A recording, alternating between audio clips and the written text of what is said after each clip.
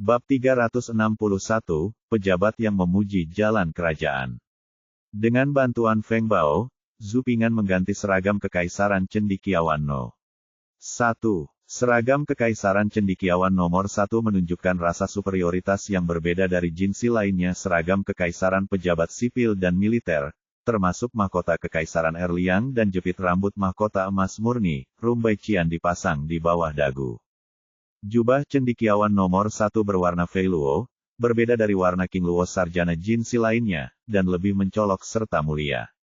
Ikat pinggang tersebut merupakan ikat pinggang perak polos yang dikenakan oleh pejabat kelas 6, dan ada juga liontin giok obat dengan jumbai mutiara yang digantung.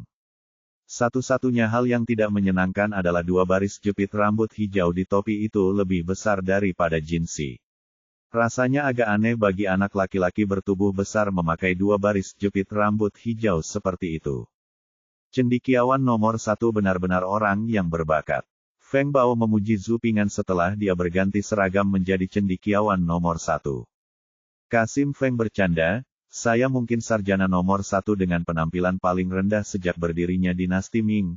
Haha. Zhu Ping'an menggelengkan kepalanya sedikit dan tersenyum, meskipun seragam cendekia nomor 1 ini mempunyai efek bonus, tapi aku bahkan tidak bisa mencapai level talenta terbaik. Zhu Ping'an dan 3 orang lainnya berganti pakaian mahkota dan kembali ke aula utama. Beberapa wanita istana datang dengan nampan berisi 3 cangkir anggur kerajaan, mereka diberikan kepada Zhu Ping'an, sarjana nomor 1, nomor 2, dan pangeran bunga ketiga satu persatu. Dia memegang anggur kerajaan dan memberi hormat dari kejauhan ke arah si Yuan tempat tinggal Kaisar Jiajing, lalu meminum semuanya dalam satu tegukan dan meletakkan gelas anggur di atas nampan lagi. Yuji Kuaiguan, secara resmi dimulai. Faktanya, Yuji Kuaiguan, pada dasarnya adalah proses di mana sarjana nomor 1 memimpin jinsi untuk menyaksikan para pejabat mengirimkan medali emas di luar gerbang kiri Chang'an, dan kemudian pulang ke rumah. Pejabat dari Kementerian Ritus, Kuil Honglu, dan departemen lainnya memegang daftar emas dan berjalan di garis depan. Zhu Ping'an memimpin kandidat tempat kedua dan Tan Hualang di tengah, dan jinsi lainnya berjalan di belakang. Kita berjalan bersama, tapi jalannya berbeda. Zhu Ping'an memimpin nomor 2 dan Tan Hualang menyusuri jalan kerajaan istana. Semua orang menyingkir. Secara umum, jalan kerajaan ini hanya dapat dilalui oleh kaisar.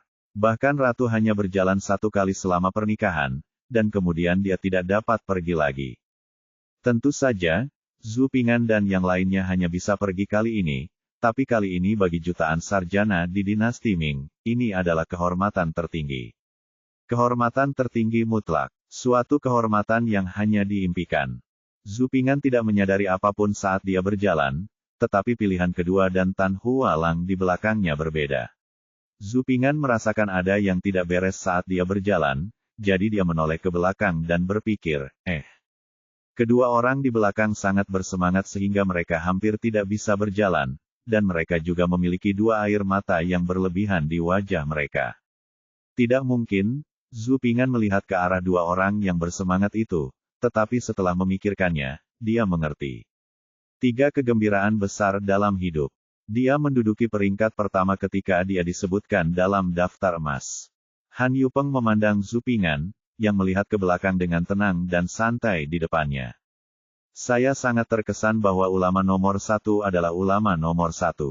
Lihatlah mentalitas orang lain yang tidak senang dengan sesuatu atau bersedih dengan diri sendiri. Saya sendiri tidak bisa melakukannya. Dia tidak menyangka akan menduduki peringkat kedua. Dia memiliki koneksi tetapi tidak tangguh, dan jauh lebih rendah dari Ouyang Zishi, orang yang memiliki koneksi baik. Dalam hal level, dia hanya berada di urutan ke-6 dalam tes terakhir hasilnya, dia akan membuat Yuan, Zhu Ping'an, jauh lebih tinggi darinya. Ketika hasil ujian istana ini diumumkan, tiba-tiba tempat kedua dalam daftar itu menghantam kepalanya. Kegembiraan besar dari surga, jika bukan karena kekhawatiran bahwa ini adalah aula istana dan suasana hati Ouyang Zishi di depan, Han Yupeng mungkin bisa melolong untuk melampiaskan ekstasi dan kegembiraan di hatinya. Saat ini, berjalan di jalan kerajaan yang hanya bisa dilalui oleh kaisar, Han Yupeng merasa sangat bersemangat hingga dia tidak bisa menggambarkannya. Berpikir bahwa dia hanya memiliki kesempatan sekali seumur hidup untuk menginjakkan kaki di jalan kerajaan, dan untuk menjaga dua orang di belakangnya, Zhu Ping'an perlahan melambat. Berjalan perlahan, awalnya hanya butuh 10 menit untuk mencapai gerbang harmoni tertinggi, namun Zhu Ping'an membutuhkan waktu hampir setengah jam untuk mencapai gerbang harmoni tertinggi. Han Yupeng dan Tan Hualang, yang menduduki peringkat kedua dalam daftar, melihat langkah mantap Zhu Ping'an dan berharap bisa memberi Zhu Ping'an 100 suka. Saat melewati gerbang harmoni tertinggi, Anda juga harus mengambil gerbang tengah, yang hanya bisa dilalui oleh kaisar. Setelah melewati gerbang harmoni tertinggi, lanjutkan berjalan ke depan, lalu menuju gerbang meridian. Gerbang meridian disebut juga Menara 5 Phoenix, karena terdapat 5 menara gerbang di gerbang meridian. Menara utama berbentuk seperti burung phoenix yang melebarkan sayapnya, sehingga disebut Menara 5 Phoenix. Bukaan pintu gerbang meridian memiliki desain yang sangat unik, terdapat 3 bukaan pintu jika dilihat dari depan, namun terdapat 5 bukaan pintu jika dilihat dari belakang. Zhu Ping'an dan yang lainnya tiba di gerbang meridian. Penjaga yang bertugas di depan gerbang meridian membuka gerbang utama dan gerbang samping. Zhu Ping'an memimpin kandidat tempat kedua dan Tan Hualang melewati gerbang utama, pegawai negeri memimpin jinsi baru lainnya melalui sisi timur Yaman, dan atase militer memimpin sisi barat Yaman. Setelah keluar dari gerbang meridian, terdengar lebih banyak genderang dan genderang, gong dan genderang berisik, dan ada pukulan dan ketukan di mana-mana. Di bawah bimbingan genderang dan genderang, mereka keluar dari Duanmen dan Cheng Tianmen secara bergantian, lalu melewati alun-alun yang sangat luas sebelum tiba di gerbang Daming. Gerbang kiri Chang'an di sudut timur laut bagian dalam. Karena daftar ujian istana selalu digantung di gerbang kiri Chang'an selama bertahun-tahun, maka gerbang kiri Chang'an disebut juga gerbang naga, yang menandakan bahwa calon yang masuk daftar ini akan melompati gerbang naga, dan menjadi pemula yang menarik banyak perhatian. Pada saat ini, gerbang kiri Chang'an didekorasi dengan sangat meriah. Tenda naga, sementara dibangun dan lentera sutra merah besar digantung pejabat dari kuil Honglu dan Kementerian Ritus memasang daftar emas.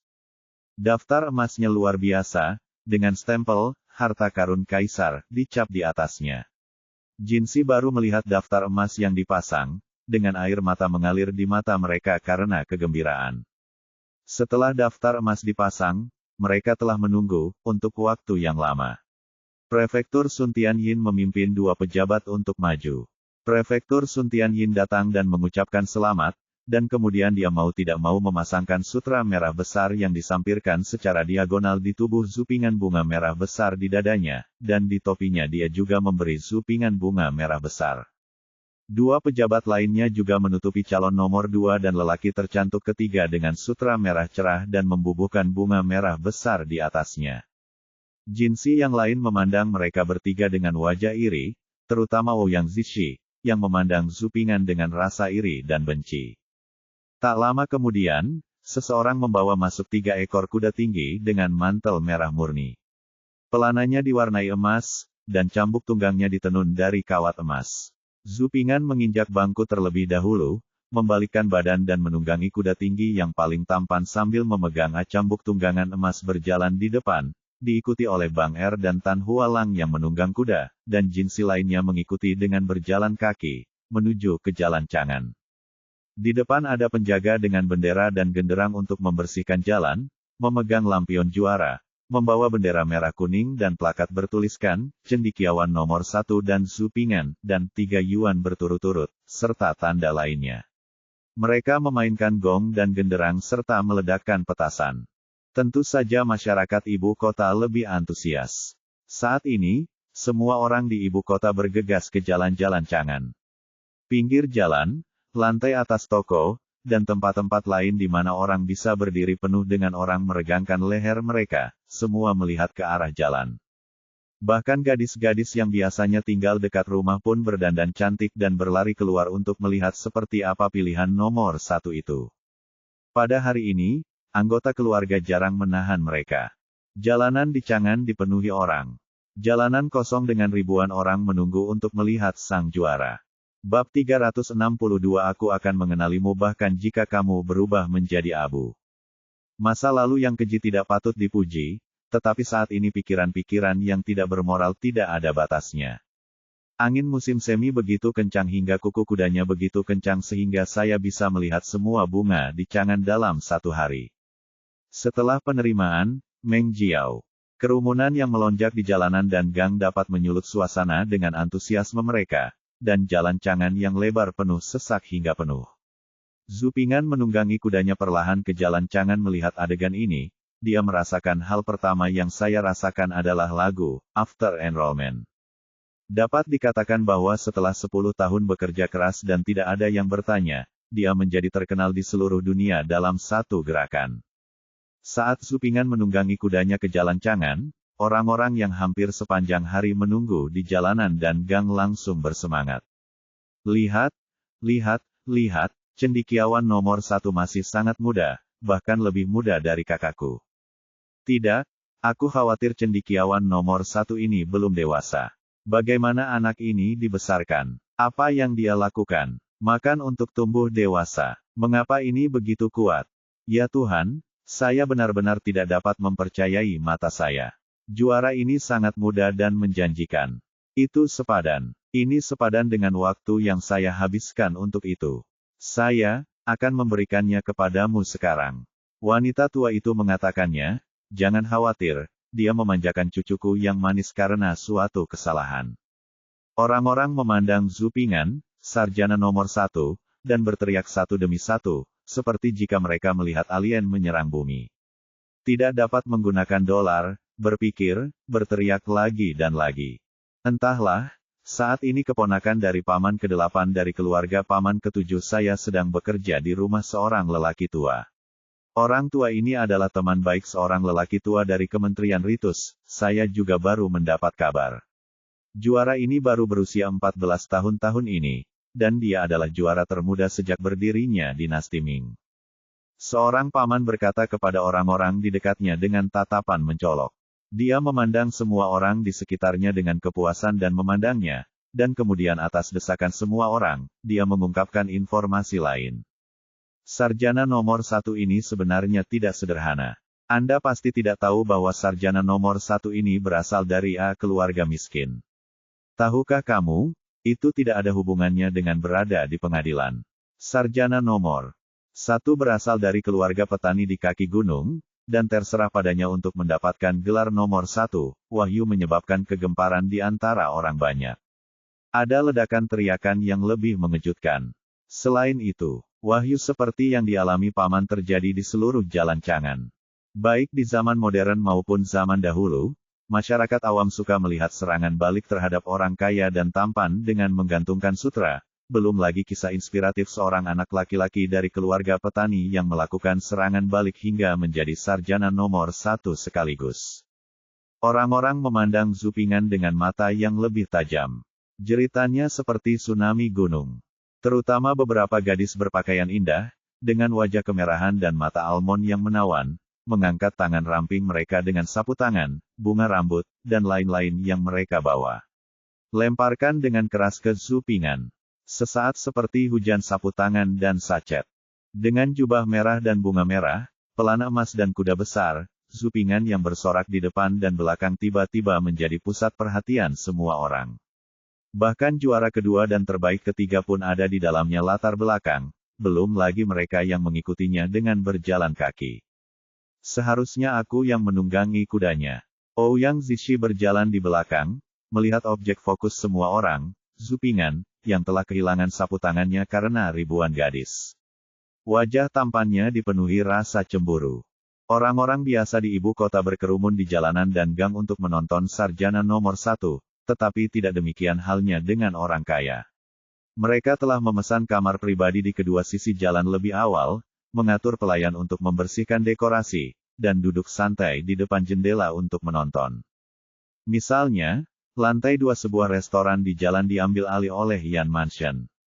Faktanya, tidak dapat dikatakan bahwa itu diambil alih oleh Yan Mansion. Kamar pribadi dekat jendela di lantai 2 telah dibersihkan, dengan sofa empuk, selimut brokat, rangkaian bunga, vas porselen, gelas kaca, del. Semuanya sangat nyaman depan jendela. Gorden terlihat jelas dari dalam keluar, namun bagian dalamnya tidak terlihat jelas dari luar. Nona Yan Er berdiri di depan jendela, mengulurkan tangan rampingnya untuk membuka sudut tirai, dan memandang keluar jendela dengan sepasang mata yang cerah, tenang dan setenang air. Nona Yan Er diikuti oleh beberapa gadis kecil. Gadis-gadis kecil itu bersemangat, seolah-olah mereka sedang bersemangat. Mereka menjulurkan leher mereka di depan jendela, melihat keluar jendela tanpa berkedip, dan menunggu dengan kaki kecil mereka pembual lewat sini. Nona, ketika saya pergi, paman saya secara khusus meminta pengurus rumah tangga untuk merapikan kamar ini. Dia mengatakan bahwa jalan Chang'an dapat terlihat paling jelas dari sini, dan sekarang memang sangat jelas. Dia pasti akan memenangkan beasiswa nomor 1 kali ini. Tuan berkata bahwa setelah ujian istana, dia akan meminta pamanku untuk datang dan melamar. Nona sangat beruntung. Petik 2. Benar, pamanku akan mengambilnya memimpin dan berkendara ke sini nanti. Beberapa gadis kecil membuka jendela dan berbicara tentang paman dan paman saya dengan mulut kecil mereka. Dan Sep, omong kosong apa yang kamu bicarakan? Ini pamanku. Aku tidak setuju. Jika kamu berani berbicara omong kosong lagi, jagalah kulitmu baik-baik. Wanita kedua dari keluarga Yan memalingkan muka dari jendela, berbalik wajahnya, menggigit bibirnya, dia menatap tajam ke arah gadis kecil itu. Beberapa gadis kecil menciutkan lehernya, menjulurkan lidah, dan tersenyum. Tiba-tiba terdengar suara keras orang di luar jendela, gong, genderang, dan petasan meledak. Beberapa gadis kecil yang berdiri di depan jendela tiba-tiba menjulurkan lehernya untuk melihat keluar jendela seperti kucing mencium bau ikan. Di luar jendela, tidak jauh dari Chang'an Avenue, saya melihat sekelompok pejabat dari Royal Street mendekat. Setelah beberapa saat, saya melihat seorang pria berjubah merah besar dan bunga merah besar, menunggangi kuda merah besar dan datang perlahan-lahan. Pamanku ada di sini. Nona, lihat di sini, pamanku ada di sini. Gadis-gadis kecil itu begitu bersemangat hingga mereka mencapai klimaks. Suara gembira gadis-gadis kecil datang satu demi satu.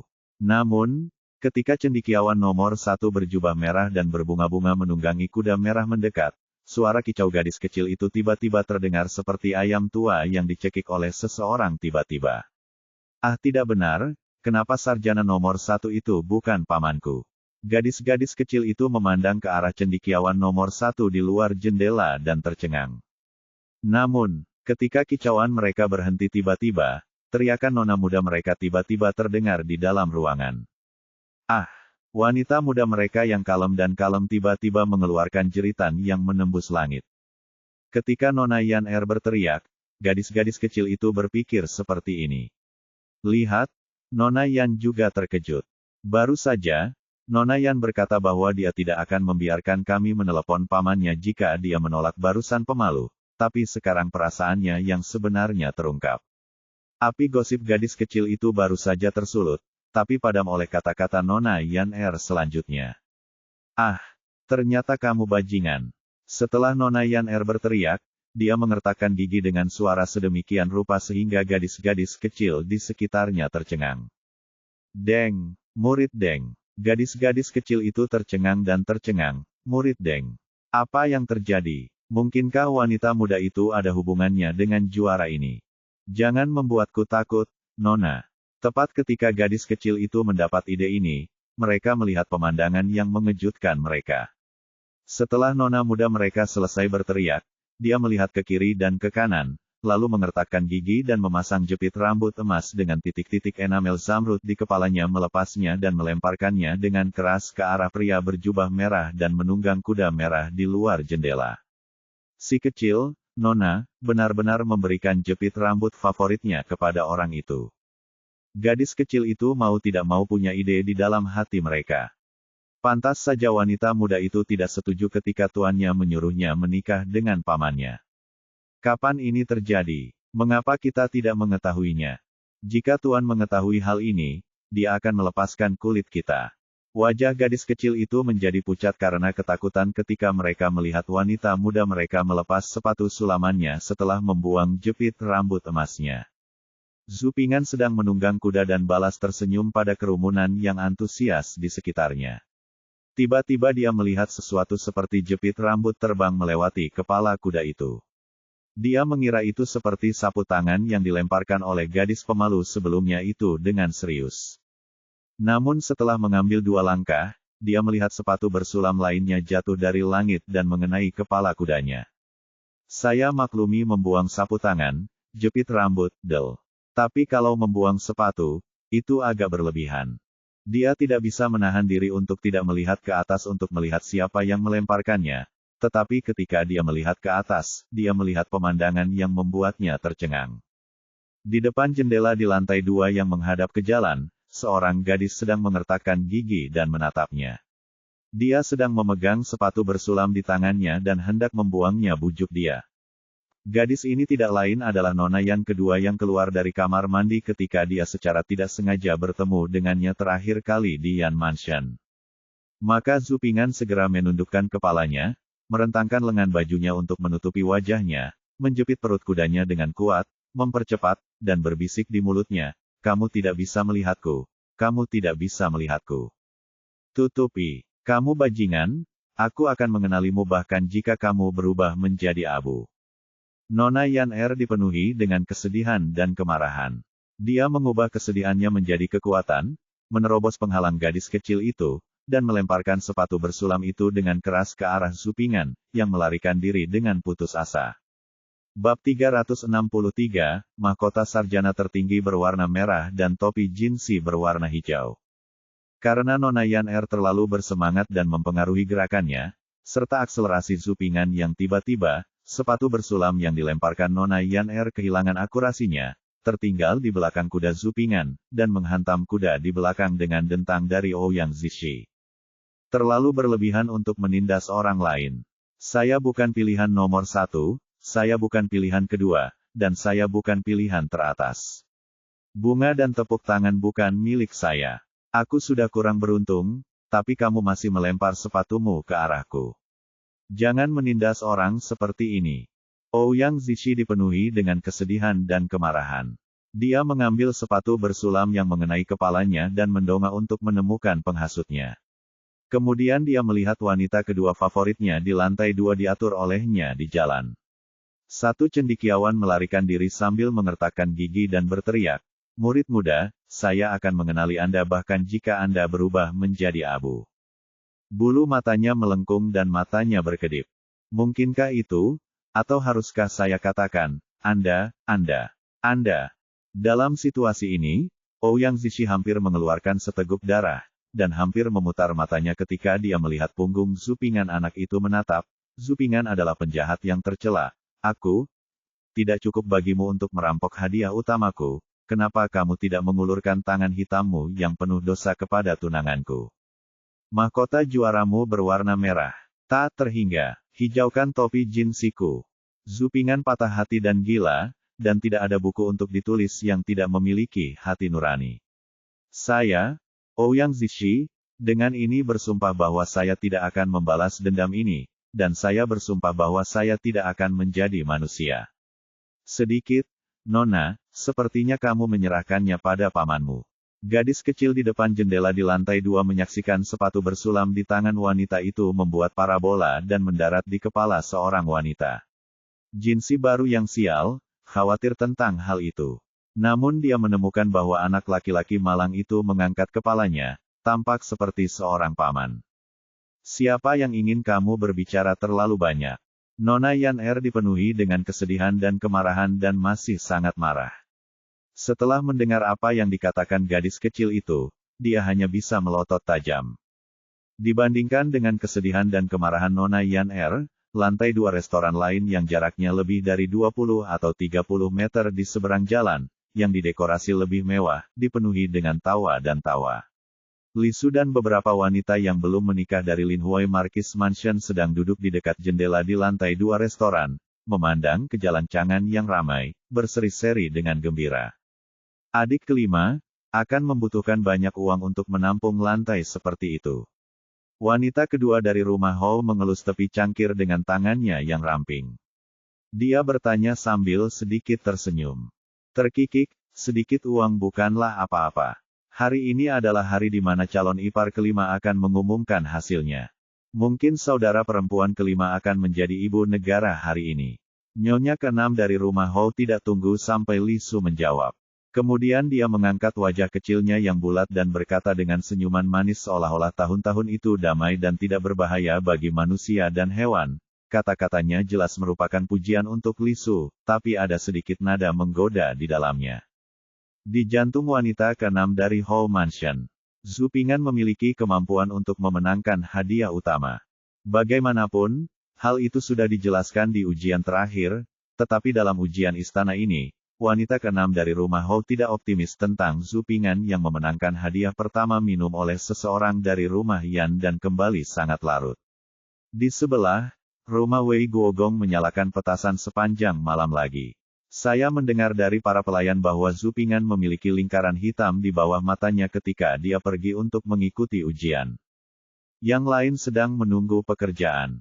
Saya mendengar bahwa tempat kedua dalam ujian masih keponakan dari kampung halaman Yan Ge.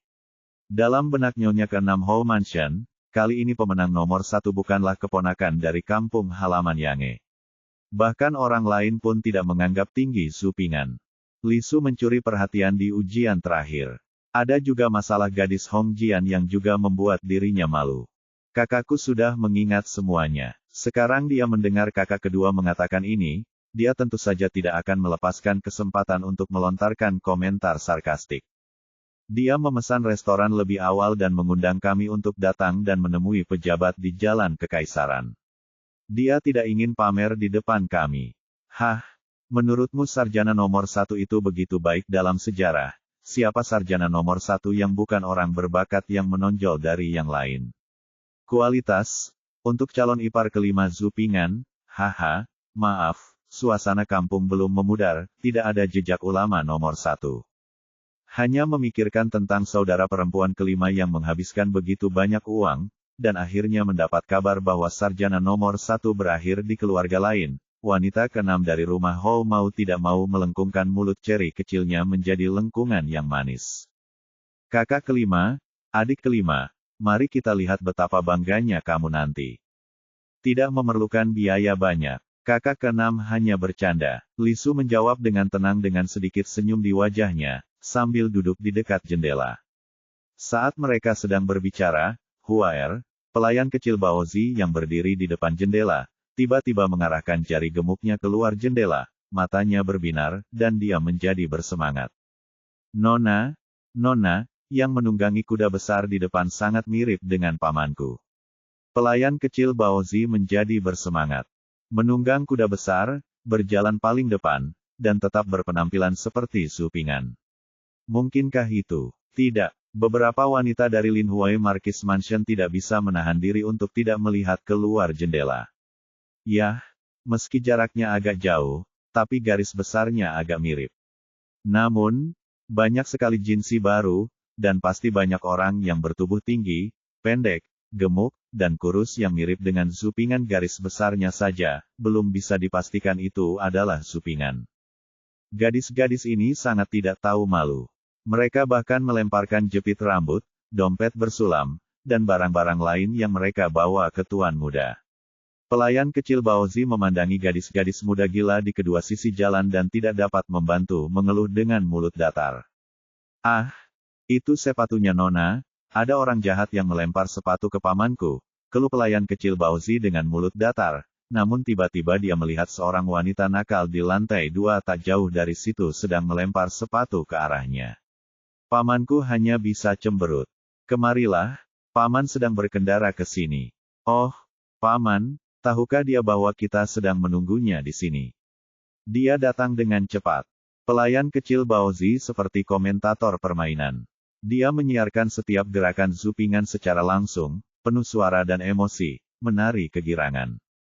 Mendengar pelayan kecil Baozi mengatakan bahwa cendekiawan nomor satu ada di sini, wanita muda kedua dari rumah Hou dan yang lainnya berdiri dan melihat keluar jendela. Nona muda keenam memandang keluar jendela dengan kasihan, berpegang pada jejak terakhir fantasi. Cendekiawan nomor satu bukanlah Zhu Ping'an, dan cendekiawan nomor satu bukanlah Zhu Ping'an keselamatan.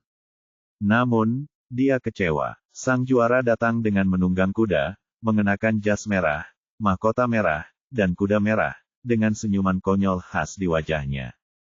Ah, wanita kedua dan yang lainnya semuanya tercengang.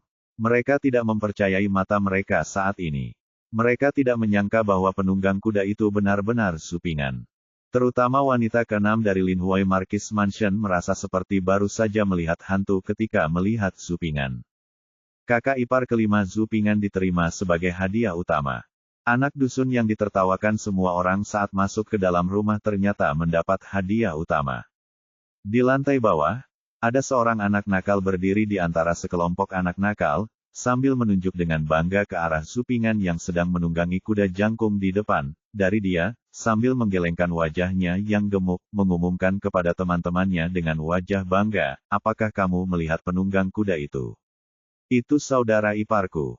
Bab 364, Anak yang ambisius dan nakal. Apakah kamu melihat lelaki di atas kuda itu? Itu kakak iparku. Suara anak nakal itu masih terus bergema, dengan wajah gendut yang terlihat angkuh, sama angkuhnya seperti ayam jago besar di antara sekelompok anak nakal. Melihat tatapan iri teman-temannya dengan kepuasan, kesombongan anak nakal itu pun sangat terpuaskan. Namun jika diperhatikan lebih teliti, terlihat ada toge kecil di belakang anak nakal itu, seekor loli kecil berwarna merah jambu dan lucu, menggigit jari dan mengedipkan matanya yang besar, terlihat begitu polos dan imut.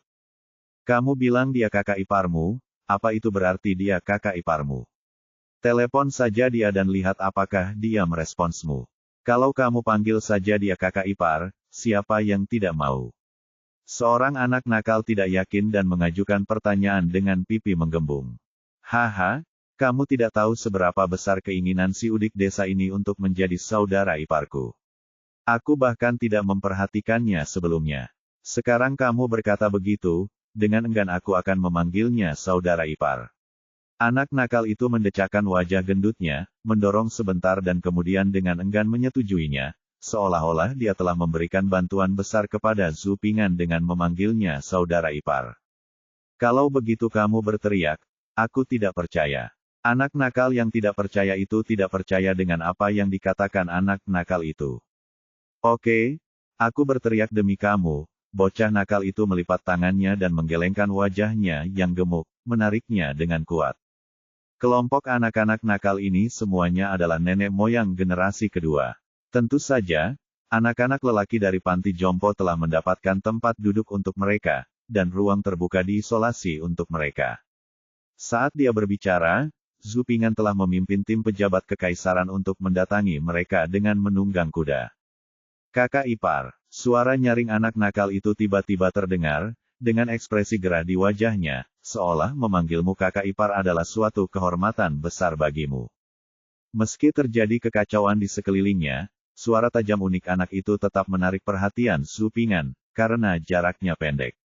Anak laki-laki nakal itu menyilangkan tangannya dan memandang Zhu Ping'an, dan memandang Zhu Ping'an dengan puas sambil menoleh dan menoleh.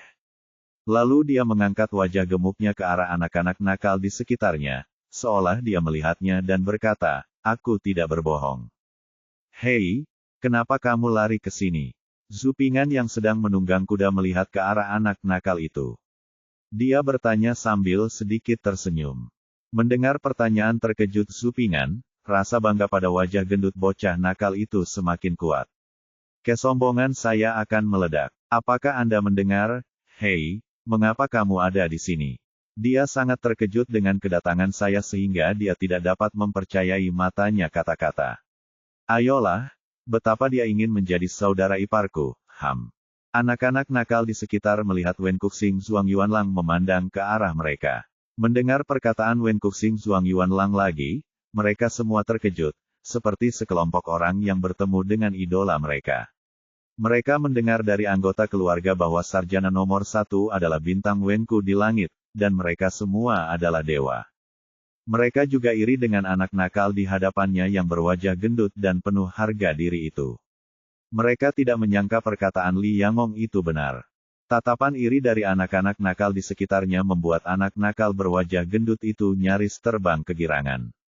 Aku akan jalan-jalan santai saja, jawab anak nakal itu dengan suara gerah sambil menyilangkan tangan. Setelah selesai berbicara, anak-anak nakal itu melihat Wen Kuxing turun ke bumi, sarjana nomor 1, menunggang kuda. Ada senyuman lembut di seluruh wajahnya. Sangat berbahaya di jalan. Kemarilah dan aku akan mengantarmu pulang bersama. Zhu Ping'an menunggang kuda, yang membuat anak nakal itu sangat bangga. Sekarang ku dengar Zhu Ping'an akan membawanya pulang dengan menunggang kuda. Belum lagi betapa bahagianya anak nakal itu. Meski kakak ipar desa ini punya banyak hal buruk, sekarang dia juga menjadi pilihan nomor 1. Dia menjadi sorotan dan tampaknya sangat kuat. Dia juga ingin menikmati sorotan. Setidaknya Wei Laowu dan orang lain di sekitarnya pasti sangat iri. Saat anak nakal itu hendak ditahan, mari kita bicarakan nanti. Saat saya memberi Anda kesempatan, saya melihat Zhu Ping'an mengulurkan tangan setelah selesai berbicara. Benar-benar, sepertinya aku memanggilnya kakak ipar, yang membuatnya sangat bersemangat. Anak nakal itu berpikir begitu dalam hatinya, lalu menggelengkan wajahnya yang gemuk dan mengulurkan tangannya yang gemuk, bersiap untuk digendong Zhu Ping'an di atas kuda. Anak-anak nakal di sekitarnya pun melirik iri ke arah anak nakal berwajah gendut itu. Lalu, halo, kakak ipar. Detik berikutnya, loli kecil berwarna merah muda dan lucu itu sudah duduk di atas kuda, dengan manis memanggil kakak ipar. Apa yang telah terjadi? Perubahannya sangat cepat, sulit untuk memahaminya. Anak nakal itu mengulurkan kedua cakarnya yang gemuk dan memandangi loli kecil yang bertingkah genit di pelukan Zhu Ping'an, wajahnya yang gemuk itu kusam. Niu, kenapa kamu lari? Ada banyak sekali orang di jalan, apa yang harus aku lakukan jika aku tersesat? Zhu Ping'an memegang Lolita kecil di satu tangan dan menarik kendali kudanya dengan tangan lainnya ke jalan cangan lagi dan berjalan ke depan. Kuda jangkung itu mengayunkan ekornya dan berjalan ke depan. Ekor kuda itu hampir menyapu anak laki-laki nakal berwajah gendut yang berdiri di jalan dengan ekspresi wajah kusam. Hahaha, Li Yangong sedang membual. Mengapa sapi terbang di langit? Itu karena Li Yangong sedang membual di tanah. Hahaha, aku tidak berbicara denganmu sama sekali. Kamu berbohong dan membual. Hingga ejekan teman-teman di sekitarnya, si beruang berwajah gendut itu memandang ke arah Zhu Ping'an yang hendak pergi. Belum lagi betapa cantiknya wajah gendutnya. Kakak ipar, apakah kamu buta? Kamu sedang menunggu. Anak nakal berwajah gendut di tengah gelak tawa teman-teman di sekitarmu. Penuh kebencian terhadap Zhu Ping'an.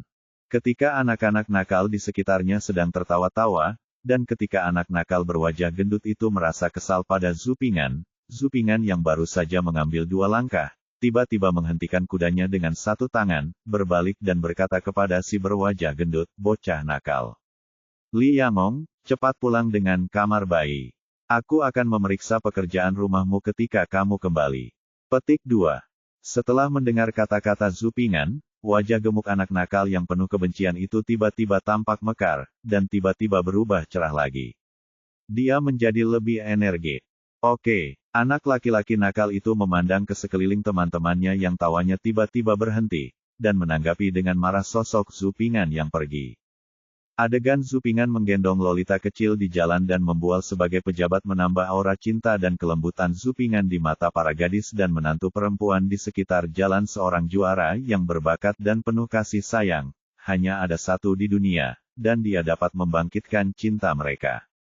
Jadi mereka menjadi semakin gila dan mulai melemparkan sapu tangan bersulam dan tas brokat mereka ke Zhu Ping'an, dan juga mengucapkan kata-kata yang berani. Meskipun kata-katanya tebal, namun lebih pendiam, seperti, angin musim semi akan datang, paling cocok bagi angsa liar untuk menyampaikan surat.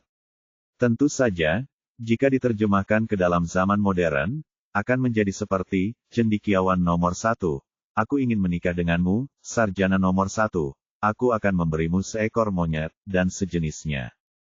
Setelah para pembual jalanan kekaisaran melewati beberapa jalan utama di ibu kota, mereka langsung menuju ke rumah Markis Lin Huai tempat tinggal Zhu Ping'an. Sarjana nomor 1 rumah Markis Lin Huai menyalakan petasan ketika tim pembual jalanan kekaisaran tiba, gong dan gendang berisik.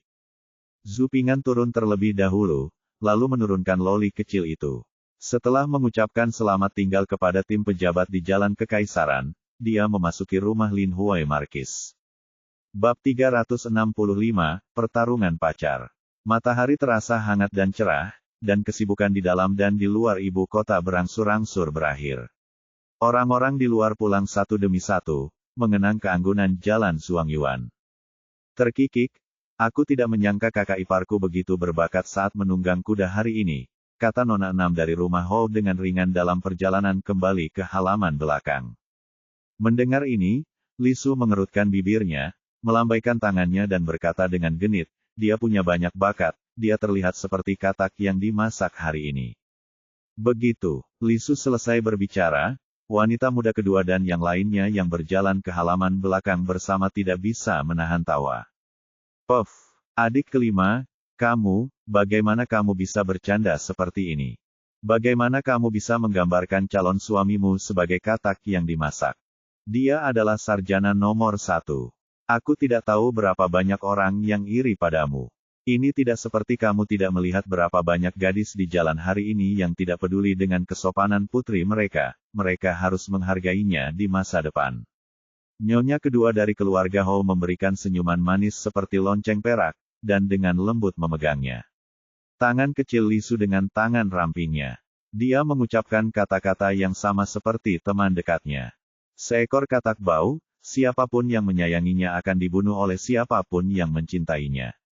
Li Su mencibir mulut kecilnya dengan bangga, dan dua anting angsa putih halus di daun telinganya yang merah muda sedikit bergoyang, bersinar menyilaukan di bawah sinar matahari.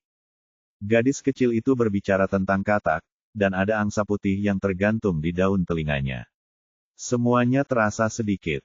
Kakak, jangan katakan itu. Keluarga putri kami masih harus bergantung pada laki-laki mereka untuk bertahan hidup. Kamu harus bertahan hidup, tahu bahwa tidak ada orang yang awet muda di dunia ini. Diao Chan, sisi yang abadi. Dengan alis kemerahan nila menutupi bibir cantiknya, dan jepit rambut giok berkibar di roknya, sekelompok saudari bergerak pelan di tangga teratai mereka dan berbicara, dan tertawa bersama, menciptakan suasana kekeluargaan yang erat seperti saudara perempuan. Pembantu dan wanita tua itu mengikuti beberapa langkah kemudian, menuju halaman belakang dengan perkasa. Zhu Ping'an kembali ke kamar tamu sebelum beristirahat. Beberapa kelompok orang disambut, dan Markis dari Lin Huai dengan hormat datang ke ruang tamu Zhu Ping'an dan membicarakan beberapa hal yang perlu diperhatikan ketika menjadi pejabat. Ide umumnya adalah meminta Zhu Ping'an untuk membaca lebih banyak mendengarkan, dan lebih sedikit berbicara setelah bergabung dengan perusahaan. Jika Anda mengatakan lebih sedikit, Anda akan membuat lebih sedikit kesalahan. Jika Anda tidak mengatakannya, itu akan lebih baik. Pada akhirnya, ini akan memberi Zhu Ping'an kesempatan untuk lebih dekat dengan keluarga Yan. Setelah Markis dari Lin Huai pergi, wanita tua, wanita tertua, dan nyonya kedua di rumah Hou mengirimkan hadiah ucapan selamat satu demi satu, termasuk batu tinta halus, kuas emas yang terbuat dari bulu serigala, dan tentu saja amplop merah sangat diperlukan. Zhu Ping'an mengucapkan terima kasih satu persatu dan menghadiahi mereka dengan santai. Namun semua orang yang datang kembali dengan bahagia. Setelah semua orang ini pergi, ruang tamu berangsur-angsur menjadi sunyi. Zhu Ping'an melepas seragam pengadilannya dan berganti pakaian biasa. Terkikik. Aku memergoki Gonger sedang nakal di luar dan menghindari pemeriksaan pekerjaan rumah. Kirimkan dia ke saudara iparku. Wanita keenam dari Hou Mansion memiliki wajah bulat, memperlihatkan gigi harimau kecilnya dan menutupi bibirnya senyuman manis, dan berjalan masuk sambil memegang tangan ramping lainnya. Dia memiliki tangan kecil yang gemuk dan nakal dan terlihat seperti saudara perempuan yang baik yang peduli dengan pelajaran adik laki-lakinya. Wanita keenam dari rumah Hou mengenakan gaun baru, yang gayanya agak sama dengan gaun yang dikenakan Li Su pagi ini. Tapi itu hanya menunjukkan sosoknya lebih baik, dengan jumbai tergantung di pinggangnya, dan dia memiliki sosok anggun dengan daya tarik tertentu yang kekanak-kanakan. Aku hanya ingin istirahat makan siang sebelum kembali, bocah nakal itu mengungkapkan ketidakpuasannya. Memang benar kakak keenam sedang mengeluarkannya dari tempat tidur saat dia sedang tidur siang. Jangan biarkan aku memberitahumu betapa nakalnya aku. Bersikaplah baik dan belajarlah dari kakak iparku. Dia adalah sarjana nomor 1.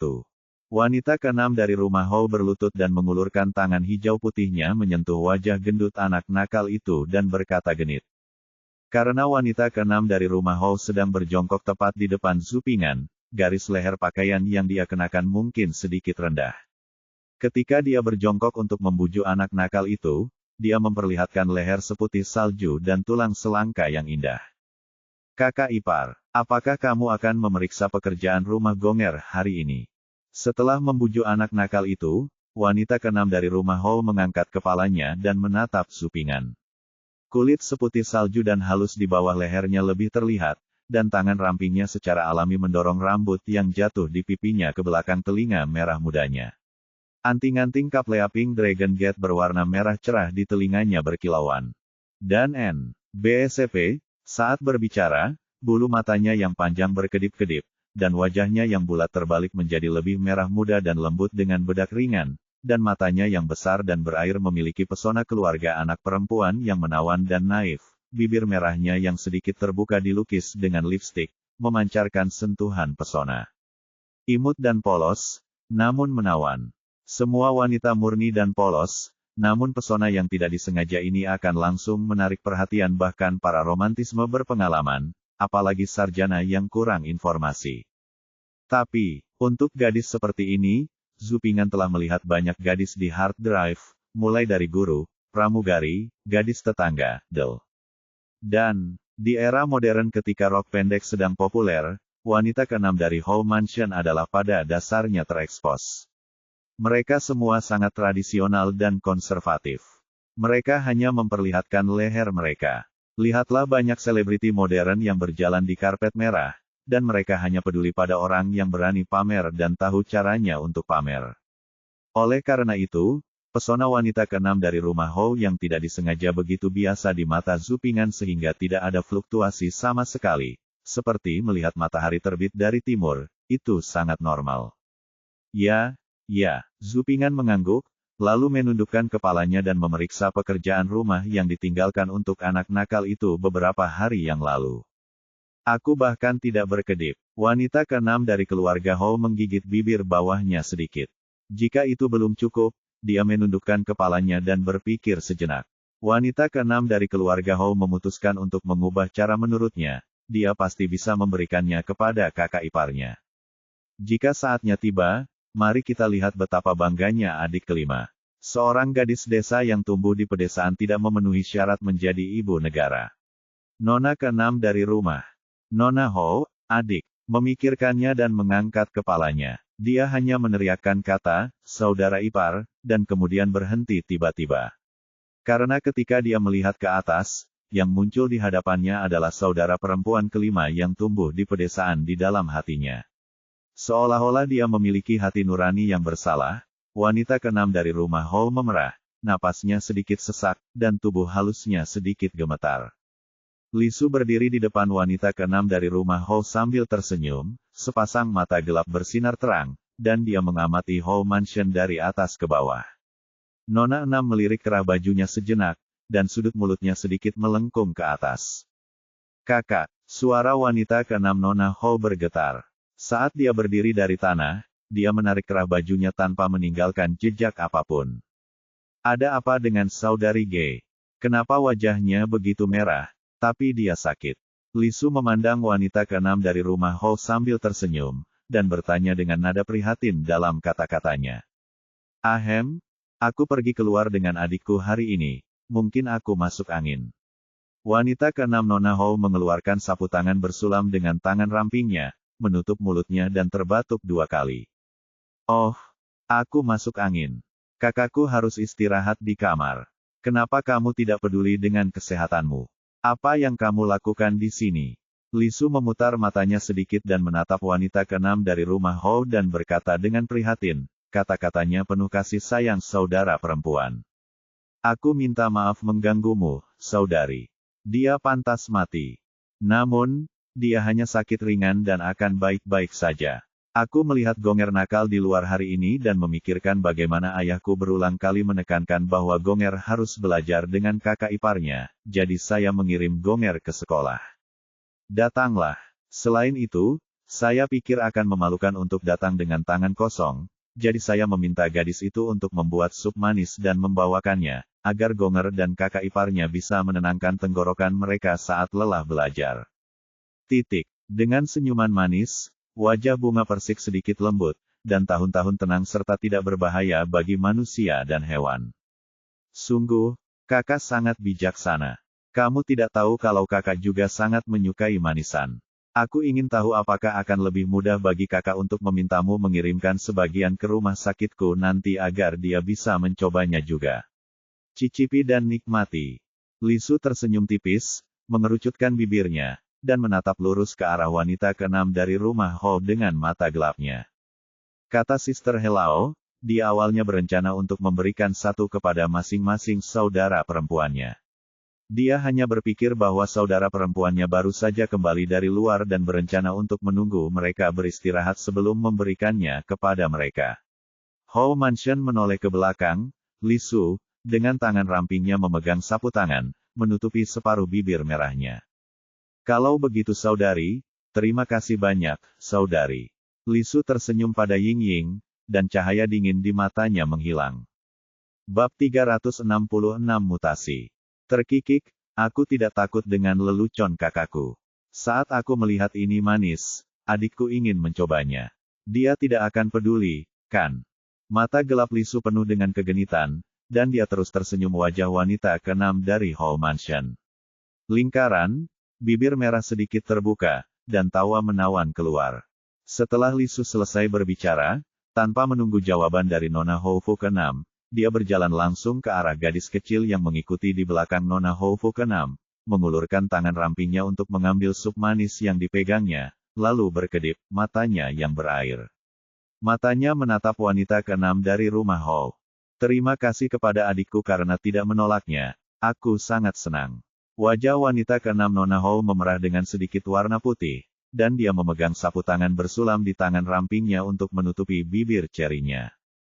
Tentu saja, jika Anda mengatakan ini, Anda tidak tahu apa yang Anda pikirkan di dalam hati Anda, tetapi melihat senyuman Li Su, sepertinya yang penting adalah penampilan. Adapun apa yang dipikirkan wanita ke-6 di dalam hatinya, itu sepenuhnya di luar lingkup pertimbangan Li Su. Setelah mendengar jawabannya, Li Su tersenyum tipis, memegang sendok di tangan rampingnya, bibir merahnya sedikit terbuka, seksi dan menawan. Dia mengambil sesendok sup manis dengan anggun dan pelan, lalu memejamkan mata dan memikirkannya dengan puas. Adikku benar-benar bijaksana. Rasa sup manis ini benar-benar sesuatu yang tidak bisa aku tinggalkan. Tapi ketika aku berpikir bahwa adikku secara khusus menyiapkannya untuk orang-orang tertentu, aku tidak akan memenangkan hati yang lain, dan memegang sup manis di tangan rampingnya. Dia berjalan ke arah Zupingan dengan seporsi sup manis dan meletakkan sup manis di depan Zupingan. Seseorang sedang mencari hadiah. Rasanya seperti nektar yang kuberikan padamu saat kamu masih kecil. Jangan sia-siakan. Li Su meletakkan sup manis di depan Zupingan dengan tangan rampingnya, berbicara penuh arti. Nektar bunga. Ketika Zupingan mendengar tiga kata ini, dia tidak bisa menahan pandangannya pada mangkuk batu giok keramik yang indah ini. Ketika dia masih kecil di sekolah, Li Su pernah menukarkan ratusan nektar bunga untuk diceritakan kepadanya. Nektar Baihua bukan sekadar madu biasa, melainkan minuman madu istimewa yang dibuat pada zaman dahulu. Itu hanyalah kok dan sprite versi kuno. Setelah meminumnya sekali, Zupingan sangat mengingat rasanya. Jadi, mendengar Li Su berkata bahwa sup manis itu seperti nektar bunga ketika dia masih kecil, Zupingan mau tidak mau mengeluarkan cairan dari ujung lidahnya. Zupingan tidak berencana menggunakan sup manis ini. Di bawah kata-kata Li Su, yang seperti nektar dari 100 bunga ketika dia masih kecil, dia tidak bisa menahan diri untuk tidak mengambil sendok, menyimpan sesendok, dan memasukkannya ke dalam mulutnya. Bohong, rasa ini sangat berbeda dengan nektar bunga yang kumiliki saat aku masih kecil. Meski rasanya enak, namun tidak seperti nektar bunga yang saya gunakan saat masih kecil. Setelah menyesapnya, Zupingan memasukkan kembali sendok itu ke dalam mangkuk tanpa minat, bersiap untuk menggunakannya saat dia haus. Melihat Zupingan menggunakan sendok yang dia gunakan, wajah cantik Li Su sedikit memerah, tapi matanya yang gelap penuh energi. Terutama ketika dia melirik wanita ke-6 dari rumah Ho, dia bahkan lebih menarik perhatian. Bukan, itu. Wanita yang sudah menikah. Dia benar-benar gadis desa yang tidak tahu malu dari pedesaan. Dia benar-benar tidak tahu malu. Yang dia maksud dengan perkataannya adalah dia telah merayu kakak iparnya ketika dia masih kecil, dan dia bahkan belum menikah, hukum sendok yang dia gunakan. Itu dianggap sebagai ciuman tidak langsung. Itu sangat tidak tahu malu dan fiksen. Setelah merayu seseorang, kamu masih terlihat tidak tahu malu. Wanita keenam dari rumah Hou melihat pemandangan di depannya, dan tangannya yang halus memegang sapu tangan bersulam akan segera hancur. Di hati wanita keenam dari rumah Hou, Li Su, yang berdiri di depan meja zupingan dengan semangat tinggi, diklasifikasikan ke dalam jajaran gadis yang tidak tahu malu dan tidak tahu malu dalam hitungan menit tentu. Saya biasanya melupakan semua hal yang baru saja saya lakukan. Faktanya, alasan zupingan menggunakan sendok yang digunakan Li Su sama sekali karena kebiasaan. Dulu, baik di sekolah maupun di rumah Li Su, zupingan terbiasa menggunakan nama Li Su. Dia membawa peralatan makan dan memakan makanan yang dia siapkan. Ketika saya masih kecil, saya tidak terlalu memperhatikannya. Seiring waktu, saya menjadi terbiasa ketika saya besar nanti.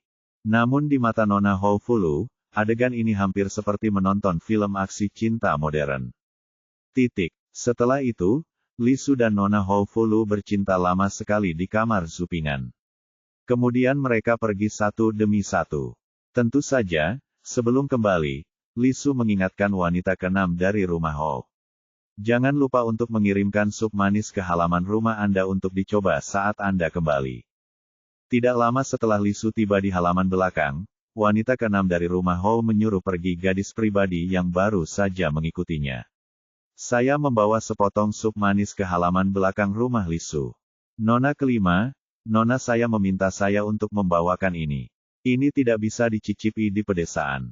Jika Nona kelima menyukainya, Nona kami mengatakan bahwa Nona kelima bisa mendapatkan sebanyak yang dia mau. Gadis yang membawakan sup manis itu miliknya kepada Nona keenam. Sebagai gadis dekat, minatnya sama-sama suka dan duka dengan Nona enam. Dialah yang mengikuti Nona enam ke rumah zupingan tadi. Oleh karena itu, ketika dia disuruh mengantarkan sup manis, gadis ini mau tidak mau membawa faktor emosional, dan kata-katanya penuh dengan sikap dingin dan sarkasme, menyindir bahwa Li Su datang dari pedesaan, seorang wanita dari ibu kota, tidak tahu bagaimana cara membuangnya. Beberapa jalan dari Li Su. Oh, benarkah? Lalu ketika kamu kembali, kamu harus berterima kasih kepada kakak keenam untukku. Li Su berkata sambil tersenyum seolah dia tidak mendengar nada dasar dari kata-kata gadis itu. Huaer, datang dan coba denganku. Saat dia mengatakan itu, Li Su tidak sabar. Pelayan kecil Baozi dengan patuh mengambil sup manis dari tangan gadis itu dan membawanya ke Li Su. Li Su sepertinya sangat menyukai sup manis ini. Dia mengambilnya dari tangan pelayan kecil Baozi dan mengulurkan tangannya tangan akan mengambil sendok dan makan enak. Namun pada saat ini, terjadi perubahan mendadak. Mungkin Li Su sangat menyukai sup manis ini sehingga tangannya sedikit gemetar saat mengambil sup manis itu. Sendok yang berisi sup manis jatuh dari tangan Li Su ke tanah, dan sendok keramik itu pecah menjadi dua bagian. Gadis yang membawakan sup manis itu mendengar suara renyah sendok yang jatuh ke tanah. Tanpa sadar dia menunduk dan sedikit terkejut saat melihat sendoknya pecah menjadi dua. Ketika gadis itu menundukkan kepalanya untuk melihat sendoknya, Li Su memandang gadis itu dengan sedikit senyuman, menjentikkan jari kelingkingnya tanpa meninggalkan bekas, lalu tersenyum murah hati pada gadis itu, dan menghiburnya dengan, "Tidak apa-apa, jangan khawatir, tidak apa-apa. Tanganku terpeleset, ganti saja dengan sendok lain." Setelah mengatakan itu, Li Su menoleh ke arah pelayan kecil Baozi dan berkata, "Huaer, ambil sendok peraku. Pantas saja aku menjatuhkan sendok itu sekarang. Itu pasti kehendak Tuhan. Menurutku hanya sendok perak ini yang layak untuk semangkuk sup manis yang disiapkan dengan cermat oleh kakak keenam." Melihat Li Su yang tersenyum, gadis yang membawakan sup manis memutar matanya ke dalam. Itu hanya sendok perak. Bagaimana dia bisa pamer? Seperti yang dikatakan wanita itu. Dia benar-benar gadis desa dari pedesaan. Apalagi sendok perak, Saya sudah melihat banyak sendok emas di Marquis Mansion ini. Tepat ketika gadis yang membawakan sup manis memutar matanya ke dalam hatinya, sesuatu terjadi lagi. Karena di bawah pengawasan gadis ini, Lisu memasukkan sendok perak ke dalam sup manis, mengaduknya beberapa kali, dan segera, ketika Lisu mengambil sendok perak berisi sup manis, sendok perak asli berkilau yang datang, bersentuhan dengan sup manis menjadi hitam dengan kecepatan yang terlihat dengan mata telanjang. Dari yang dangkal hingga yang dalam, kegelapannya sungguh mengejutkan. Bab 367, mengajukan pertanyaan. Sendok perak putih yang dipoles tiba-tiba berubah menjadi hitam, yang sangat jelas terlihat. Akeong le akeong. Nona, jangan diminum, itu beracun. Pelayan kecil Baozi melihat bahwa ketika istrinya mengambil sup manis, sendok peraknya berubah menjadi hitam, dan suaranya bergetar ketakutan. Lisu sepertinya tidak menyadari perubahan pada sendoknya. Melihat rotinya, pelayan kecil itu memutar matanya dan berkata dengan genit, "Omong kosong apa yang kamu bicarakan? Ini adalah sup manis yang disiapkan dengan hati-hati oleh adik keenamku untukku."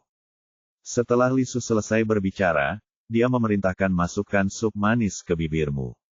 Nona, kamu tidak berbohong. Itu benar. Lihat, sendok peraknya telah berubah menjadi hitam. Menjadi hitam karena beracun. Pelayan kecil Baozi berteriak dan bergegas ke arahnya.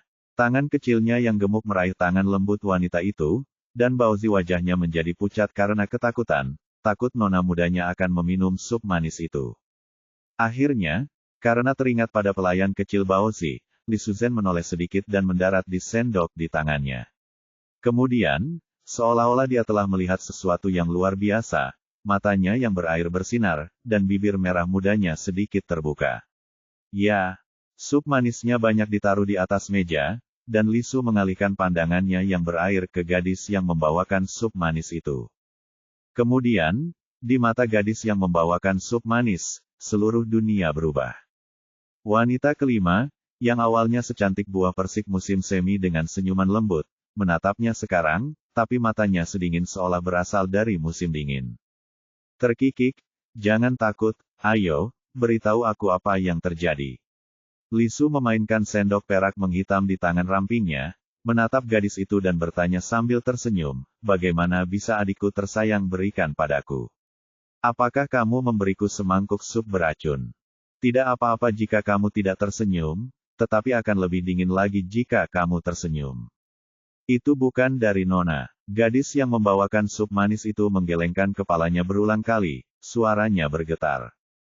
Oh, haha, jadi sup manis ini sudah tumbuh besar dan datang kepadaku. Lisu melirik gadis yang membawakan sup manis itu dan mencibir.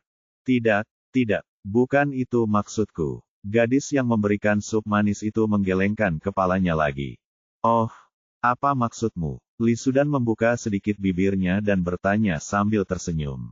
Budakku mengatakan bahwa nyonya tidak meracuninya. Gadis yang membawakan sup manis itu menggelengkan kepalanya dan menjelaskan. Oh, istrimu tidak meracuninya. Lisu mengangguk. Gadis yang membawakan sup manis itu mengangguk berulang kali dan menghela nafas lega, tapi detik berikutnya jiwanya akan terbang menjauh. Kamu membawakan sup manis. Nyonyamu tidak meracuninya, tapi sup manis itu beracun. Apakah itu berarti kamu meracuninya? Lisu tiba-tiba berdiri dan mencibir, menatap orang yang membawakan gadis sup manis itu, bertanya dengan keras.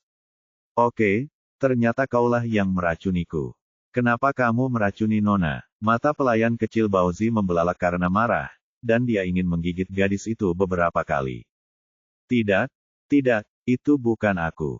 Gadis yang membawakan sup manis itu menjadi pucat karena ketakutan, dan dia menyangkalnya. Itu hanya lelucon, kamu membawakan sup manis. Istrimu tidak meracuninya, dan kamu juga tidak meracuninya. Apakah itu berarti aku sendiri yang meracuninya? Lisu bertanya sambil mencibir. Gadis di bawah mengangguk terlebih dahulu, lalu menggelengkan kepalanya, dan akhirnya menjadi bingung. Oke, mulutmu keras, kuku kecil. Karena kamu bersulang dan tidak suka makan, maka cobalah menghukum Bar. Jika kamu diintimidasi sampai diintimidasi, jika aku tidak melakukan sesuatu, aku akan diintimidasi sampai mati. Ah, Wajah Li Su berubah saat dia berbicara, dan dia memerintahkan dengan dingin, kemarilah dan ikat bajingan yang mencoba membunuh tuannya. Pergi dan kirim pesan ke saudara perempuanku yang keenam. Saya ingin bertanya langsung padanya. Mari kita lihat apakah ada kesalahpahaman. Pergi dan minta bibi tertua saya untuk datang dan mengambil keputusan bersama saya. Saya datang jauh-jauh dari selatan kehidupan yang sepi dan bergantung, tapi hari ini Suer hanya ingin makan semangkuk sup manis, tapi dia hampir mati keracunan. Jika bibi tertua tidak bisa mengambil keputusan denganku, Suer tidak akan melakukannya berani tinggal di rumah. Petik 2. Pergi dan undanglah saudara perempuan kedua, saudara perempuan ketiga, dan saudara perempuan keempat. Mereka datang ke sini dan pergi dengan cepat. Aku beruntung, tapi jika sesuatu yang buruk terjadi pada ketiga saudara perempuanku, maka aku tidak ingin hidup. Para pelayan dan ibu di halaman rumah Li Su bersiap-siap dan bersiap untuk berangkat. Setelah Li Su selesai memberikan instruksinya, mereka semua menjalankan instruksi dengan tertib di bawah komando ibu untuk pamer di depan Li Su. Gadis pembawa sup manis itu lengannya dipelintir oleh dua wanita tua, diikat ke belakang, ditarik ke halaman, dan diikat ke pohon. Segera Nyonya Lin Huaihou datang ke halaman rumah Li Su ditemani oleh beberapa pelayan dan wanita tua, dan kemudian wanita muda kedua, wanita muda ketiga, wanita muda keempat dan yang lainnya juga datang ke halaman Li Su ditemani oleh pelayan dan orang tua masing-masing. Wanita, bibi, kamu harus membuat keputusan untuk Suer. Suer hampir kehilangan penglihatannya sekarang. Suer hanya serakah dan meminta sup manis kepada adik keenam. Namun, sup manis itu diracuni oleh seseorang. Petik 2. Begitu Nyonya Lin Huai Markis tiba, Li Su berlari ke arah Nyonya Lin Huai Markis dengan ekspresi ketakutan di wajahnya. Dia dengan lemah dan menyedihkan memegang lengan Nyonya Lin Huai Markis. Matanya yang berair dipenuhi kabut, seolah-olah dia sedang akan mati di detik berikutnya. Tepat ketika Li Su hendak melanjutkan berbicara, wanita keenam dari rumah Hou, yang tampak sedih dan sedih, juga datang ke halaman Li Su ditemani oleh pembantu dan ibu mertuanya. Begitu nona keenam tiba, dia menyela keluhan Li Su dan bertanya kepada Li Su dengan marah, kakak kelima, aku sangat baik padamu, mengapa kamu ingin menjebak adikku dan meracunimu? Saat dia keluar, semua orang mengalihkan perhatian mereka ke Li Su, seolah ingin melihat bagaimana jawaban Li Su. Mengapa kakak mengatakan itu? Kapan kakak mengatakan bahwa racun itu disebabkan oleh saudara perempuannya? Li Su memandang nona enam dengan heran, terlihat sangat bingung, seolah dia tidak mengerti mengapa nona enam menanyakan pertanyaan seperti itu, dan kemudian dia membasahi melihat Markis dari Lin Huai dan yang lainnya. Mereka bertanya.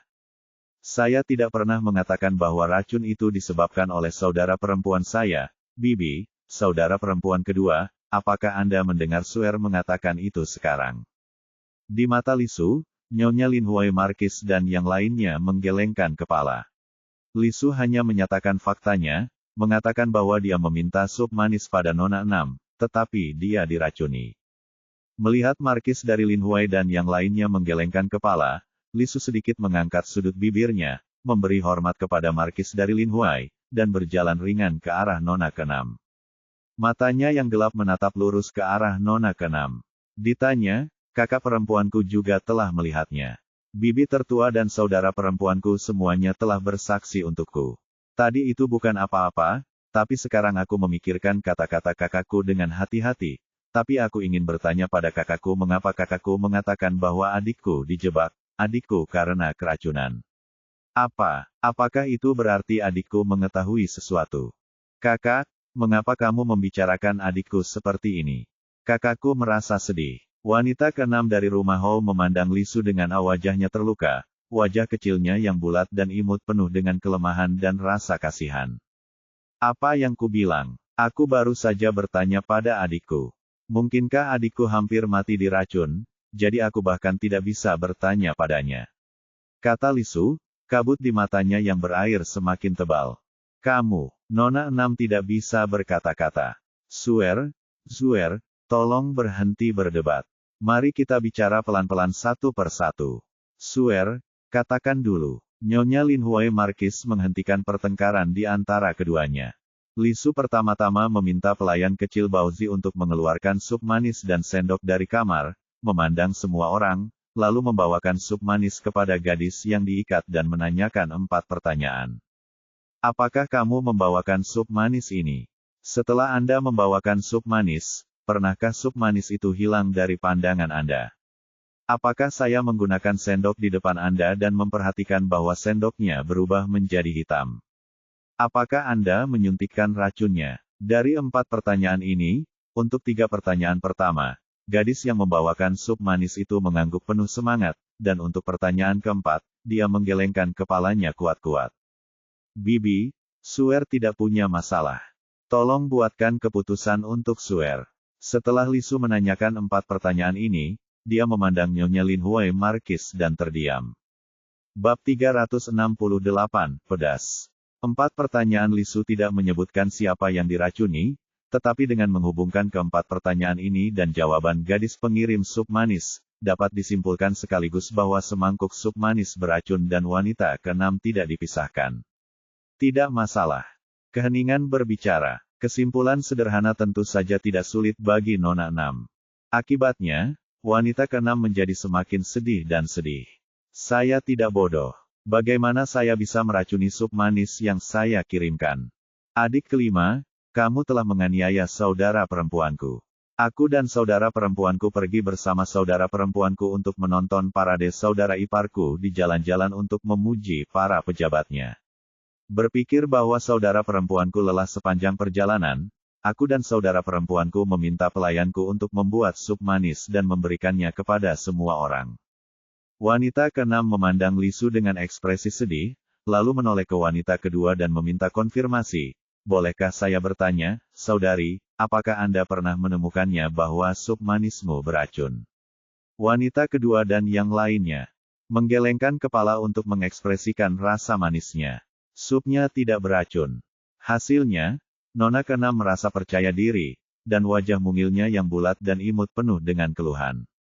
Dia memandang Li Su dengan air mata berlinang dan berkata, kakak kelima, kamu juga telah melihat sup manis dari saudari-saudari ini, semuanya baik-baik saja. Kenapa ada yang salah dengan adikku? Kenapa sup manis adikku beracun padahal yang lain baik-baik saja? Tanda tanya. Ketika Nona Enam mengatakan ini, semua orang mengalihkan perhatian mereka ke Li Su. Ya, adikku juga menganggapnya aneh. Mengapa adikku memberi sup manis kepada orang lain? Itu bagus, tapi dia memberinya semangkuk sup beracun. Li Su sepertinya mengira Nona Enam akan mengatakan ini, dan berkedip. Dia menatap wanita keenam dengan mata ragu-ragu, dan kemudian menanyakan pertanyaan lebih lanjut dengan nada yang sangat terluka setelah kata-kata wanita keenam. Setelah bertanya, Li Su sepertinya memikirkan sesuatu. Dia memandang Nona Enam dengan rasa takut dan bertanya, saudari, apakah ada sesuatu yang tidak saya lakukan dengan baik dalam kehidupan sehari-hari saya? Jika demikian, beritahu saya akan melakukannya, lebih baik segera. Ini akan berubah. Miss Six baru saja memberikan contoh perilaku tidak beracun orang lain. Saya pikir saya bisa membuktikan bahwa Li Su dijebak, tetapi sekarang Li Su menggunakan kata-katanya sendiri untuk melakukan serangan balik, menggunakan tombaknya sepenuhnya dan menyerang perisainya. Nona Enam tertangkap basah. Siapa yang memberimu sup beracun? Nona Enam sangat cemas setelah mendengar kata-kata Li Su yang menyayat hati. Oh, ternyata soto manis ini tidak beracun. Artinya adikku dari pedesaan dan tidak punya ilmu apapun. Coba aku coba dan lihat rasanya. Kalau rasanya enak, aku akan minta maaf pada adikku. Li Su berkata dengan mulut kecil. Zhang berseru karena tiba-tiba menyadari, dan kemudian mata gelapnya berubah dengan licik. Dia setengah main-main dan setengah serius. Pada saat yang sama, dia dengan rajin memasukkan semangkuk sup manis ke dalam miliknya, tangan yang membuat sendok perak menjadi hitam ke sisi mulut Nona keenam. Nona Enam melihat sekilas sendok perak yang setengah menghitam. Dia tidak berani menggunakannya, jadi dia terus berlari kembali. Bahkan wanita muda kedua dan yang lainnya sangat gugup. Terkikik, apa yang kamu sembunyikan? Bukankah itu tidak beracun? Cobalah, saudari. Li Su tersenyum dan membawa sup manis itu ke mulut Nona keenam lagi. Suer, Jangan membuat masalah. Nyonya Lin Huai Markis juga sedikit cemas. Namun, Li Su menutup telinga dan dengan rajin memasukkan sup manis ke mulut nona keenam. Pada saat Nyonya Lin Huai Markis membuka mulutnya, sup manis itu hendak menyentuh bibir merah nona keenam. Wajah wanita keenam menjadi pucat karena ketakutan. Kematian sudah begitu dekat, dan dia sangat ketakutan. Dia masih tenang, jadi dia secara refleks melambaikan tangannya dan menjatuhkan sup manis di tangan Li Su ke tanah. Itu pecah di seluruh lantai, dan ketika sup manis itu jatuh ke tanah, itu membuat lantai terkorosi. Kalau ada yang meminumnya, perutnya akan pecah. Ketika gadis-gadis itu melihat ini, mereka semua ketakutan, terutama nona keenam. Saya belum pernah melihat pemandangan seperti itu sebelumnya ketika saya tinggal di Marquis Mansion. Ketika saya melihat lantai yang berkarat, saya menangis ketakutan. Pantas saja adikku menolak meminumnya. Ternyata adikku sudah tahu kalau sup manis ini beracun. Li Su memandang nona enam yang menangis dan mencibir. Kamu bukan, aku meracunimu. Saya tidak tahu sebelumnya. Wanita keenam tidak bisa menahan air mata mengalir di wajahnya yang bulat. Oh, kalau bukan adikku, lalu perempuan jalang ini. Li Su mengikuti kata-kata wanita keenam dan mengalihkan pandangannya ke gadis yang diikat di pohon itu lagi. Suer, jangan khawatir, minta bibimu untuk memeriksanya dengan cermat. Saya pikir sup manis itu pergi dari halaman Suer ke pekaranganmu. Masih banyak hal yang belum diselidiki dengan jelas. Jangan khawatir, bibimu pasti akan memberimu penjelasan. Bagaimanapun, Nyonya Lin Huai Markis masih menyukai nona keenam. Di permukaan, dia menghibur Li Su, tetapi kenyataannya, dia membantu nona keenam. Bibi, hidupmu dipertaruhkan, bagaimana mungkin Suer tidak terburu-buru? Kali ini sup manis, jadi siapa yang bisa menjamin makanan atau bahkan air di lain waktu? Bagaimana Suer bisa hidup tanpa makan 3 kali sehari? Tubuh, rambut, dan kulitnya semuanya dipengaruhi oleh orang tuanya, jadi Suer tidak berani mempertaruhkan nyawa yang diberikan oleh orang tuanya. Saat dia berbicara, Li Su mengucapkan 1000 berkah kepada Nyonya Lin Huai Markis, lalu berdiri dan memberitahu pelayan Bao Zi, Huaer, ambilkan cambukku. Gadis itu bingung, tapi mereka segera mengerti. Setelah pelayan kecil Bao Zi membawa cambuk berkuda, Li Su memegangnya di tangannya dan menjentikkannya dengan terampil. Dengan suara yang tajam, cambuk itu jatuh ke tanah. Lalu Li Su menariknya cambuk dan berjalan menuju gadis yang terikat itu selangkah demi selangkah. Katakan padaku, siapa yang meracuninya? Li Su mengangkat dagu gadis itu dengan gagang tanaman tunggangannya dan bertanya dengan lembut. Nona 6. Menjadi gugup, takut pelayan pribadinya akan menuduhnya melakukan tuduhan tidak berdasar di bawah paksaan Li Su. Gadis itu menggelengkan kepalanya berulang kali. Wanita keenam menghela nafas lega. Terkadang dia masih takut jika tidak melakukannya. Ini seperti ponsel seseorang dicuri di bus modern. Jelas bukan kamu yang mencurinya, itu, tetapi ketika polisi datang untuk memeriksa, dia masih ketakutan, takut pencuri akan memasukkan ponselnya ke suatu tempat di tubuhnya. Sebelum Nona 6 dapat menarik napas dalam-dalam, dia tersedak lagi pada detik berikutnya. Dan kemudian gadis itu keluar teriakan menyedihkan. Pada saat ini, Li Su, yang mengenakan sepatu kuda, tersenyum, dan memegang cambuk, meninggalkan kesan yang tak terhapuskan di hati para gadis. Gadis tetangga, tapi itu sangat agresif sehingga lebih sulit bagi mereka untuk melupakannya. Sudah biasa bagi wanita-wanita ini untuk memukul dan memarahi pelayan mereka, tetapi mereka hanya menamparkan, mencubit daging mereka, atau menusuk mereka dengan jepit rambut. Tapi seperti Li Su, mereka menggunakan cambuk. Mereka belum pernah melihatnya, dia begitu agresif. Beri kamu kesempatan lagi, beritahu aku siapa yang meracunimu. Wajah Li Su tenang. Dia membuka bibir merahnya dan bertanya lagi. Dia juga menggunakan gagang tanaman tunggangan untuk menyelipkan rambut acak-acakan gadis itu ke belakang telinganya. Saat gagang cambuk tunggangan menyentuh wajah gadis itu sangat ketakutan hingga dia tidak bisa bersembunyi di balik pohon. Dia hanya menggelengkan kepalanya dan menangis. Aku benar-benar tidak tahu, Gadis itu menggelengkan kepalanya. Dan menangis, bukan aku.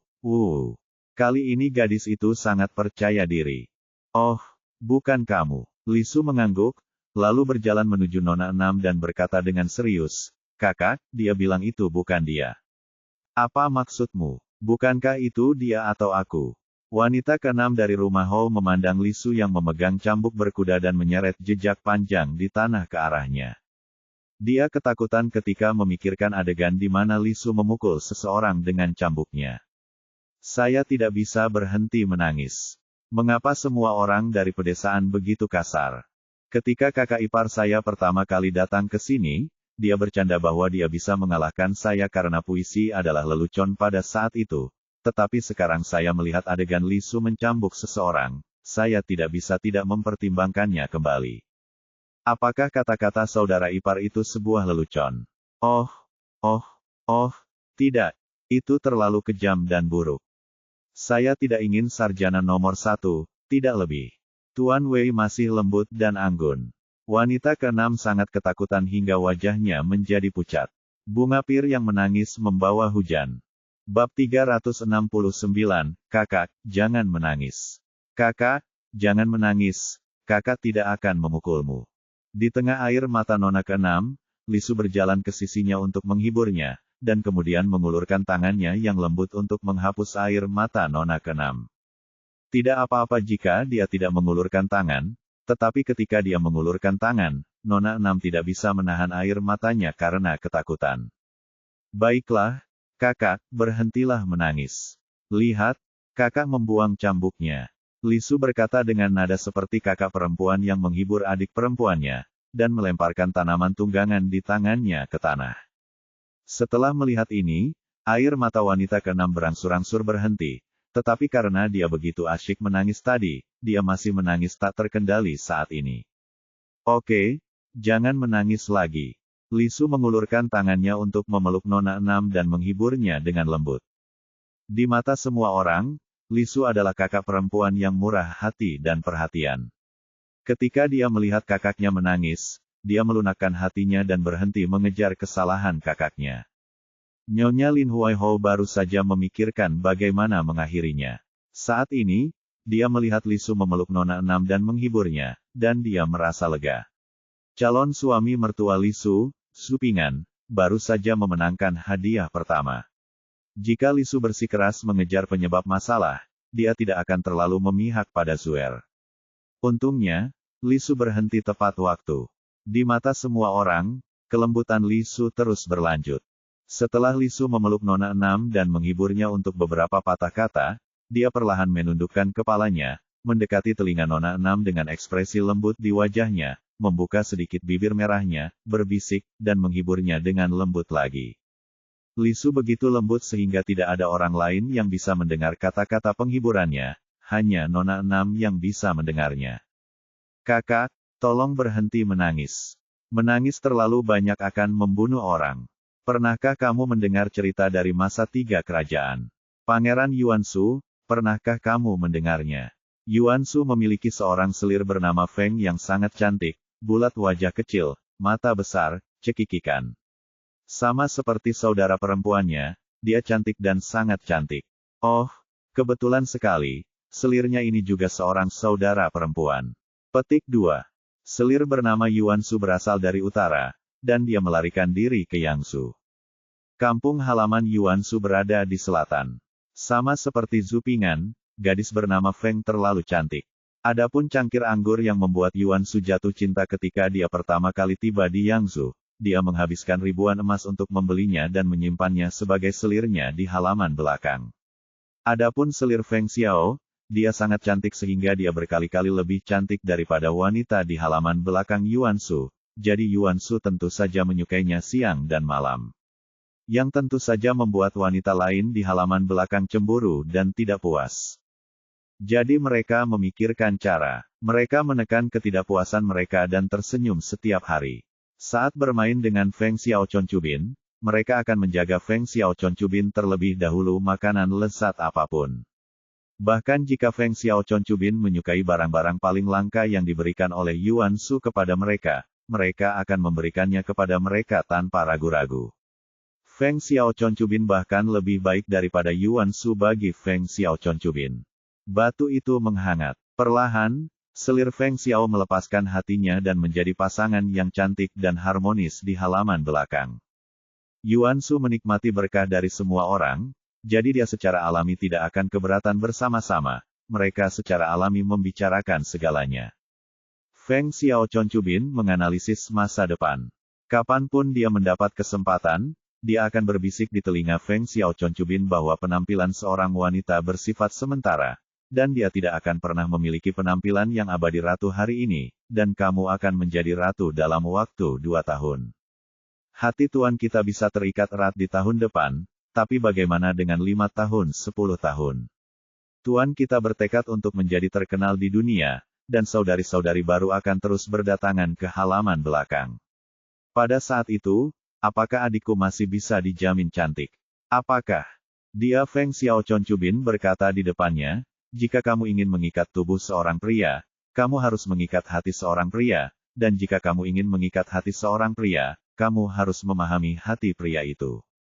Perempuan di dunia. Kami perempuan yang mengalami keterbelakangan mental tidak bisa berlari kencang di medan perang seperti jenderal, kami juga tidak bisa membuat keputusan ribuan mil jauhnya seperti penasihat militer, tapi kami bisa peduli dengan negara dan rakyatnya. Jika adikku sering menunjukkan kepedulian terhadap negara, dan kemudian menitikkan air mata, tuanku pasti akan menganggapnya sebagai orang kepercayaan, dan tentu saja akan sangat mencintainya, bahkan jika dia adalah di halaman belakang. Selalu ada orang baru, dan adikku juga merupakan harta karun di hati tuanku. Kakak perempuanku sangat baik padaku di masa lalu, jadi mereka tidak akan berbohong padaku. Jadi, selir Feng Xiao selalu memakainya, pertunjukan yang bagus setiap kali dia bersama Yuan Shu. Saya khawatir tentang negara dan orang-orang. Ada kekeringan di Nanyang dan orang-orang tidak punya cukup makanan. Saya sangat khawatir, dan kemudian saya menangis adalah banjir di Souchun, yang membanjiri banyak tanaman. Panenku buruk, dan orang-orang akan kelaparan lagi. Air mata mengalir di wajahnya lagi, ada wabah di Huainan dan bandit di Fengqiu melanjutkan. Selama Yuan Shu ada, selir Feng Xiao akan menangis siang dan malam, Nuo, sama seperti saudara perempuannya menangis seperti ini, terisak dan tersedak, bunga pir membawa hujan. Li Su mencondongkan tubuh ke telinga nona ke-6, dengan senyuman seterang sekuntum bunga dan ekspresi lembut di wajahnya, tapi suaranya menakutkan, seperti saat Supingan menceritakan kisah hantu padanya. Setelah beberapa waktu, wanita lain di halaman belakang memanfaatkan ketidakhadiran Yuan Shu untuk mencekik selir Feng Xiao sampai mati dengan tali, dan kemudian menggantungnya di balok dengan pita sutra putih. Setelah mendengar ini, Liu-liu wajah wanita muda itu menjadi pucat karena ketakutan, dan dia ingin melepaskan diri, tetapi dipegang erat oleh Li Su. Li Su terus berbicara dengan lembut di telinga nona ke-6. Kemudian Yuan Shu datang dan melihat selir Feng tergantung di balok. Dia sangat sedih. Para wanita di halaman belakang memberitahu Yuan Shu bahwa selir Feng telah bunuh diri. Mereka mengatakan bahwa selir Feng telah mendengar bahwa orang-orang di suatu tempat tinggal di Yuan Shu sangat tertekan sehingga dia bahkan tidak bisa berpikir untuk bunuh diri. Feng bertekad dan selalu menangis sedih. Yuan Shu sudah mengetahui hal ini sejak lama, jadi ketika dia mendengar bahwa Feng Xiao Chonchubin telah melakukan bunuh diri, dia tidak ragu dan menangis sedih selama beberapa hari. Kakak, kamu bilang kamu sangat suka menangis. Jika kamu menangis begitu sedih hari ini, kamu akan menangis begitu sedih besok. Jika kamu secara tidak sengaja melakukan kesalahan yang sama seperti Feng Xiao Chonchubin suatu hari nanti, kamu akan cemburu. Li Su bertanya sambil tersenyum di telinga nona ke-6. Nona 6 akhirnya tidak tahan lagi dan mendorong Li Su menjauh. Dia berteriak keras, seolah-olah dia telah melihat sesuatu yang mengerikan, dan lari sambil menangis. Terlalu menakutkan, kakak kelima terlalu menakutkan. Aku ingin pulang. Nona 6 tidak menoleh ke belakang, dia berlari kembali ke halaman rumahnya sambil menangis sepanjang jalan, seolah-olah ada anjing yang mengejarnya, dia berlari sangat cepat. Sebelum gadis-gadis itu sempat bereaksi, mereka melihat Nona 6 berlari kembali ke halaman rumahnya tanpa menoleh ke belakang. Di mata semua orang, wanita muda ke-6 Lisu memiliki hati nurani yang bersalah. Dia tergerak oleh kelembutan seseorang dan menangis dengan perasaan bersalah. Oke, semuanya sudah jelas. Ini mungkin salah paham. Mungkin Suer salah paham tentang adiknya. Saya akan datang untuk meminta maaf kepada Suster Suer lain kali. Saya pikir kita bisa membiarkannya begitu saja, kata Lisu setelah ragu-ragu ketika Nona ke-6 pergi. Skandal keluarga tidak boleh dipublikasikan. Lisu bisa mengambil inisiatif untuk menyelesaikan masalah ini dengan menyakiti dirinya sendiri. Hasilnya, masalah tersebut diselesaikan di bawah pengawasan Nyonya Lin Huai Markis. Insiden sup beracun hari ini adalah kesalahpahaman dan tidak ada hubungannya dengan Nona ke-6. Masalah ini tidak boleh disebutkan lagi di masa mendatang. Selain itu, untuk menghibur Lisu, Nyonya Lin Huai Markis memasang dapur kecil di halaman rumah Lisu. Mulai sekarang, makanan Lisu dapat dimasak oleh orang-orang di halaman Lisu, dan biaya yang diperlukan akan ditanggung publik akun. Selain itu, gadis yang diikat di pohon itu diserahkan kepada Lisu atas kebijaksanaan Markis dari Lin Huai. Akta penjualan kemudian diperoleh dari Nona 6 dan diberikan. Setelah masalah diselesaikan, semua orang bubar, dan keheningan kembali terjadi di halaman Lisu. Di kamar kerja Lisu, hanya ada dua orang, Lisu dan pembantu Baozi. Lisu menulis surat di meja dan meminta pembantu Baozi untuk membawanya ke Wang Xiaor. Menetap dengan baik di Lingnan Manor, temukan orang lokal yang sederhana dan jujur untuk dinikahi, dan mas kawinnya adalah pembantu kelas 1 berada di bawah pengawasan ketat dan tidak diperbolehkan melangkah ke utara. Bab 370, Perjamuan Nikmat Besar. Musim semi sudah terlambat, bunga dan pepohonan subur, lumbung sedang dipanen, dan hasil panen sedang dipanen. Kitab Nyanyian menyebutkan bahwa pada pagi pertama setelah hasilnya diumumkan, Zhu Ping'an sarapan dan menunggang kuda hitam menuju Yamen Kementerian Ritus. Pada hari ini, Kaisar Jiajing mengadakan perjamuan kepada Kementerian Ritus, yang merupakan perjamuan Qionglin yang legendaris, atau lebih tepatnya disebut perjamuan Enrong. Kaisar memberiku jamuan makan, bagaimana mungkin aku tidak bermurah hati? Ini adalah jamuan makan kerajaan, dan sebagai seorang pecinta kuliner, Zhu Ping'an tentu saja sangat antusias.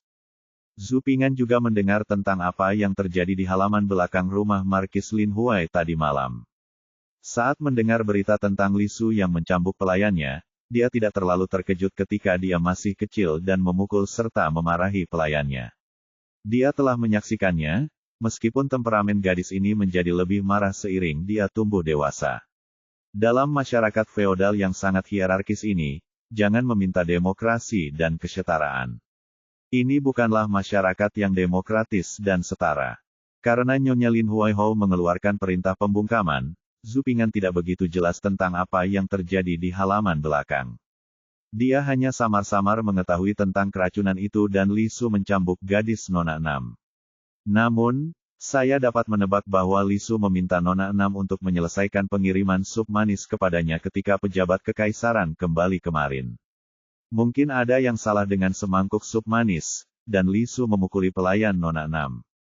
Namun, berdasarkan pemahaman Zhu Ping'an tentang Lisu mungkin ingin memberi pelajaran pada Nona 6.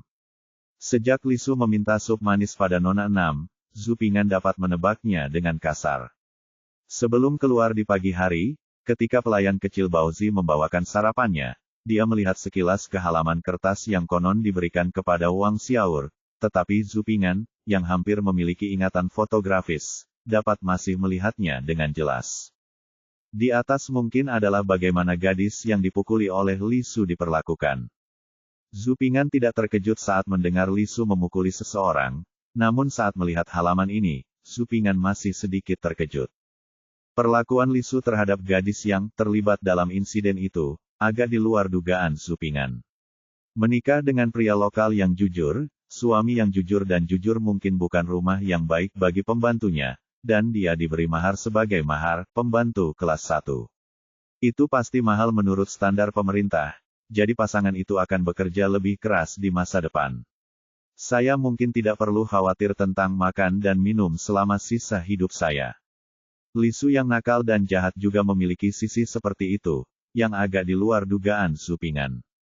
Kuda hitam yang membunuh kuda itu sepertinya telah berhubungan dengan seekor kuda betina di kandang Lin Hui Marquis Mansion dalam beberapa hari terakhir, ketika Zhu Ping'an membawanya keluar. Ada 10 juta orang yang tidak senang dengan pria ini. Saat berjalan di jalan, pria ini bertingkah seolah-olah seseorang berhutang lebih dari selusin kuda betina kepadanya. Wajah kudanya tegak dan kepalanya terangkat tinggi. Nampaknya musim semi memang merupakan musim di mana burung jatuh cinta dan semut hidup bersama. Bahkan Samate telah berhubungan dengan seorang gadis. Di bawah keengganan sama 10 juta, Zhu Ping'an hampir terlambat ketika dia tiba di Kementerian Etiket. Jika bukan karena dia tidak terlambat, Zhu Ping'an hampir mempertimbangkan untuk mengebiri orang ini. Makan dan minum mungkin merupakan cara umum untuk merayakannya bagi kami orang Tionghoa, dan mungkin di seluruh dunia. Perjamuan Enrong ini mungkin merupakan hal yang paling menyenangkan dan menenangkan bagi para sarjana baru yang berkumpul di Kementerian Etika. Kemarin ketika diumumkan bahwa hasilnya diumumkan, saya sangat gugup. Tidak perlu merasa gugup sama sekali hari ini. Makan, minum, dan bersantai sebanyak yang Anda mau. Meskipun ada begitu banyak orang di jamuan makan hari ini, karakter utamanya adalah 400 jinsi yang baru dipromosikan. Tidak mudah bagi Kaisar Jiajing untuk meninggalkan Si Yuan kemarin. Kaisar Jiajing juga diperkirakan tidak dapat menghadiri perjamuan Qionglin hari ini. Selain itu, tanpa kedatangan Kaisar Jiajing, semua orang akan lebih santai. Perjamuan Enrong ini dipandu oleh Su Jie, Menteri Etiket. Setelah menyampaikan maksud perjamuan Kaisar Jiajing, Su Sangsu juga mengucapkan selamat kepada jinsi yang baru dipromosikan. Kemudian kursi dibagi dan jamuan rahmat dimulai. 3 orang di kelas 1, yaitu sarjana nomor 1 Zhu Ping'an, Han Yupeng nomor 2, dan Tan Hualang duduk dalam satu meja, dan sisanya 5 orang per meja. Ada sekitar 100 meja untuk seluruh perjamuan Enrong, dan perjamuan tersebut juga diselenggarakan oleh koki kekaisaran dari ruang makan kekaisaran yang diperintahkan oleh Kaisar Meng Jiajing untuk menyiapkan perjamuan. Jika Anda bersikeras, Anda harus tahu bahwa koki kekaisaran melayani Kaisar Jiajing dan istana. Keahlian koki kekaisaran secara alami adalah yang terbaik di seluruh piramida dunia koki Ming. Perjamuan Enrong ini tidak mengecewakan Zhu Ping'an. Sebanyak 30 hidangan disajikan termasuk sapi, domba, babi, rusa, rusa roe, ayam, bebek, ikan, makanan laut, dan sayuran, yang bertepatan dengan 30 tahun sejak Kaisar Jiajing naik tahta, pertanda baik. Koki kekaisaran tidak mengecewakan Zhu Ping'an. Baik itu warna, tekstur, atau rasanya, Zhu Ping'an sangat puas. Perjamuan Enrong adalah perayaan jinsi yang baru dipromosikan, dan makan dan minum adalah hal yang umum. Kecuali pada awalnya, di bawah bimbingan pejabat dari Kementerian Ritus, Zhu Ping'an dan jinsi baru bersulang 3 gelas anggur kepada pejabat senior yang hadir, tidak banyak lagi yang perlu diperhatikan. Namun, sebagai sarjana nomor 1, Zhu Ping'an tetap mendapat perhatian khusus dari banyak orang dan banyak bersulang. Secara khusus, Ouyang Zishi memimpin beberapa jinsi baru yang telah berkumpul bersama, bersiap untuk meminum anggur Zhu Ping'an secara bergantian, dan berjalan menuju Zhu Ping'an selangkah demi selangkah. Niat Ouyang Zishi tertulis di seluruh wajahnya, dan Zhu Ping'an secara alami dapat melihatnya sekilas. Sebelum Ouyang Zishi dan yang lainnya dapat mencapai mereka menyelinap pergi dengan gelas anggur mereka dan berjalan ke meja Zhang Siwei dan Wang Shizhen. Mereka menghindari serangan mengancam dari Ouyang Zishi dengan bersulang di meja mereka. Zhang Siwei dan Wang Shizhen mendengar Zhu Ping'an berbicara tentang Ouyang Zishi, dan mereka menebak dari postur tubuh Ouyang Zishi bahwa Ouyang Zishi menghubungkan kegagalannya memenangkan hadiah pertama dengan Zhu Ping'an. Saat ini, keduanya juga bekerja sama dengan Zhu Ping'an dan membantu Zhu Ping'an memperhatikan pergerakan Ouyang Zishi. Sejak saat itu, seluruh perjamuan Enrong memiliki adegan ini. Setiap kali Ouyang Zishi ingin mengajak orang minum anggur Zhu Ping'an atas nama memanggang, Zhu Ping'an selalu berjalan berkeliling dengan segelas anggur terlebih dahulu untuk bersulang ke meja lain. Pengecualian sekali. Oleh karena itu, Ouyang Zishi selalu datang untuk memanfaatkan kegembiraan dan kembali dengan putus asa. Dia bahkan lebih tertekan. Dia ingin merampok sarjana nomor 1 saya, dan juga merampok wanita saya. Memperlakukan Zhu Ping'an sebagai sarjana nomor 1. Melihatnya dari sudut pandang yang berbeda hanya memperburuk depresi di hatinya. Saya tidak punya pilihan selain minum untuk menghilangkan kesedihan saya. Setelah 1 cangkir, 2 cangkir, atau 3 cangkir, Ouyang Zishi mabuk. Tentu saja, bukan hanya Ouyang Zishi yang mabuk pada jamuan makan malam ini. Ketika dia masuk dalam daftar emas, hidupnya telah mencapai puncaknya sejak saat itu, dan banyak orang mabuk karena kegembiraan. Setelah seluruh perjamuan Enrong, hampir semua orang di antara Jinsi baru disiram alkohol, dan pasti ada setidaknya selusin orang yang mabuk. Anda melihat kehidupan dalam berbagai cara setelah minum, dan orang yang mabuk juga berperilaku berbeda. Namun, para pejabat Kementerian Ritus sudah bersiap. Untuk mencegah Jinsi dan pejabat yang hadir kehilangan kesabaran setelah minum, mereka telah mengatur hampir 100 petugas untuk bersiap lebih awal, petugas akan datang untuk membantunya. Tiba atau dibawa ke tempat di mana Anda telah mengatur masa tinggal Anda untuk sadar. Wang Shizhen, terbawa ke sana. Orang ini memiliki kapasitas minum yang buruk dan jatuh mabuk setelah hanya minum 3 kali. Zhang Xiwei juga sedikit mabuk, tetapi dia masih dapat berbicara dan bertindak dengan mudah. Zhu Ping'an berhasil lolos dari kematian karena kebiasaannya sendiri yang bersembunyi dari alkohol. Tapi sebelum Zhu Ping'an bisa bersukacita, dia menerima undangan dari gaya yang familiar, dan itu adalah undangan dari Yan Mansion. Kecuali Zhu Ping'an, hanya beberapa orang di sini yang juga menerima undangan dari Yan Mansion. Banyak Jinsi yang iri setelah melihat ajakan Zhu Ping'an. Hal ini telah dilakukan pada beberapa perjamuan Enrong baru-baru ini. Perjamuan Enrong ini adalah perjamuan Enrong besar, sebuah perjamuan yang diberikan oleh Kaisar. Setelah jamuan bantuan besar, ada jamuan bantuan kecil, yang diberikan oleh Yan Song, Ketua Menteri Kabinet. Nikmat yang besar, jamuan makan dan kemuliaan hanyalah manfaat yang dangkal. Manfaat dari perjamuan kecil itu nyata. Begitu Anda dihargai oleh Tuan Yan Ge, karir Anda akan cerah dan lancar di masa depan. Bersambung.